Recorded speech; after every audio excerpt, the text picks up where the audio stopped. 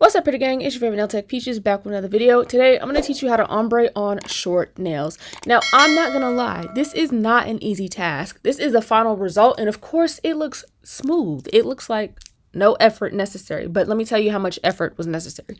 So these are the colors that we're using. Second nude is the nude that I use, especially when working with bright colors. You guys already know I have a coupon code for some money off. Now look, I'm showing you this clip right here because it's very important to note how important the nude color you choose is. If you choose a nude that is hard to work with or very watery, or maybe it doesn't dry down well or whatever, it's just not going to work. So make sure you choose a nude that is a really, really good formula and good quality and good coverage, because to be honest with you, it's going to make your life a lot harder if you don't use good coverage. Now, of course, if you guys want to have some more content from me, you guys can join my channel to become extra pretty. I normally have some channel details and all that good stuff of perks and stuff. I'll be honest, the clip accidentally got deleted. So, hey, it is what it is. Just know it's worth the $5 a month. Okay, so let's get right into it. Now, the thing that makes a short ombre difficult is the fact that there's not a lot of space. So honestly, any nails shorter than this, I do not recommend trying to do an ombre with acrylic, okay? Because you just won't have the space to not only have the appropriate structure, but also the room to ombre. So of course, just like any other ombre, we are going to start with our bead for the tip, which is going to be the color that's getting ombreed into. Now, look what I'm finna show y'all. Do y'all see the size of this bead?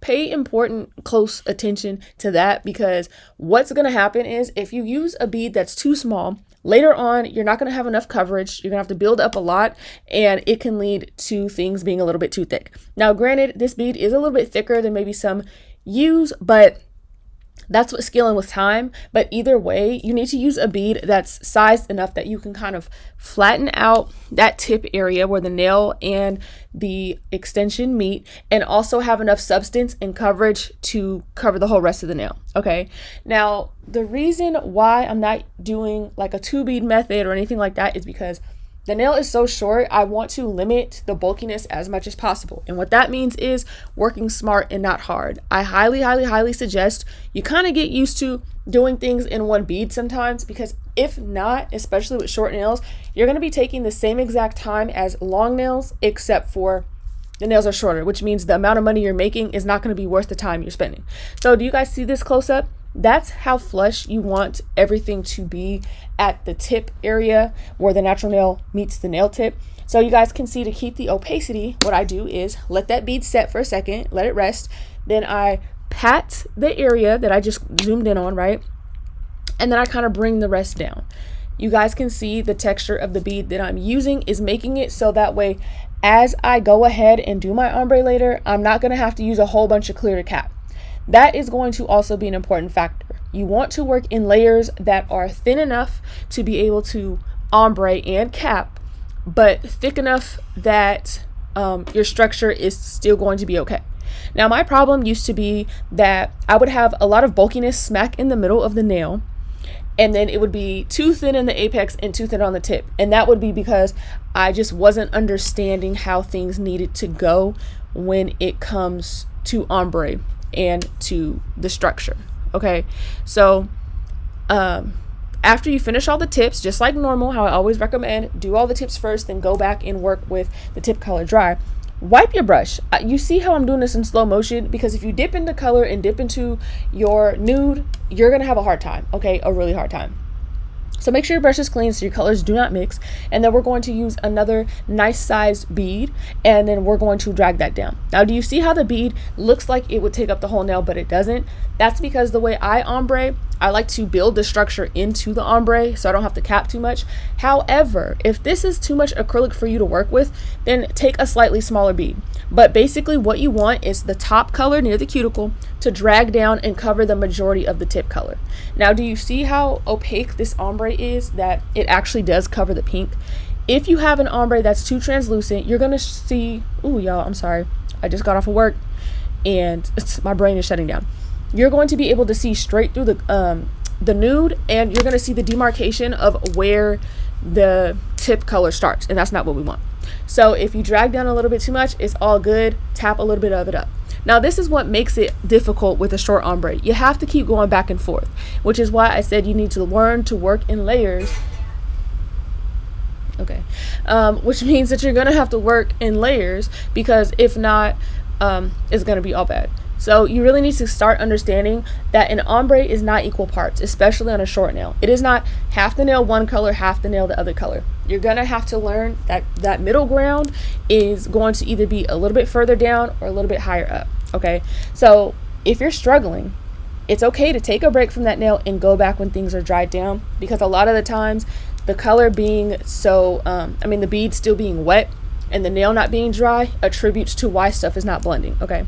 So again, we're gonna take our nude bead just like normal, and we're gonna go ahead and pop it into the cuticle area and gently blend down.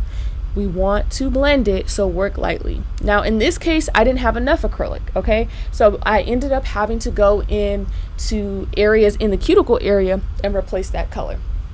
This is one of those instances that because that happened, I would have to come back to that nail at a different time and go ahead and work on the blend separately. I highly suggest that you kind of get used to taking a break if you need to and go back and working on the blend separately. You're also going to get used to using the reverse ombre technique, where, like I said, what I'm doing here, I'm placing the tip color and I'm blending up. This is what is going to give you your best ombre for short nails. Now, granted, you're going to have to keep wiping your brush back and forth because you don't want the colors to be mixed too much, and you also want to avoid getting too much thickness. But you guys can see that at this point, because the nail is short and I've gotten my color blend right, and I also used enough acrylic that the structure is right, I only need enough clear to cap in the middle.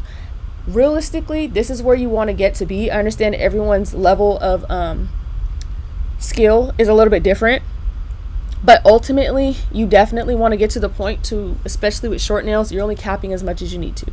So here I am going back to this middle finger, and you guys can see I'm working on the blend separately now that it's a little bit dried down, and I will be able to blend down more without worrying about other colors moving, okay?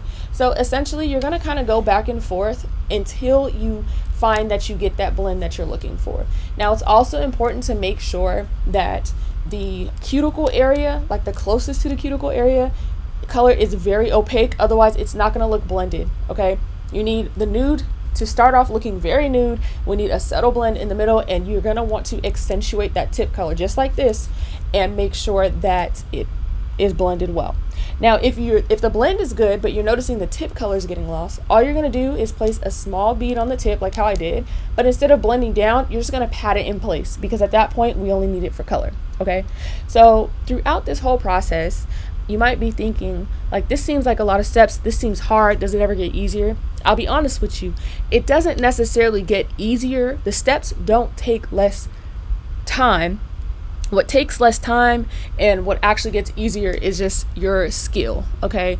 So at this point, we've pretty much come to the end of the video. Honestly, if you're struggling with short ombre, don't even trip. I honestly used to hate ombre. Short ombre was really not my thing. Don't give up. Just keep on trying until you reach the skill level that you want to reach. And of course, I hope you guys enjoyed this video. Thanks for watching. Don't forget to subscribe, turn notifications on, and I'll see you guys in the next video.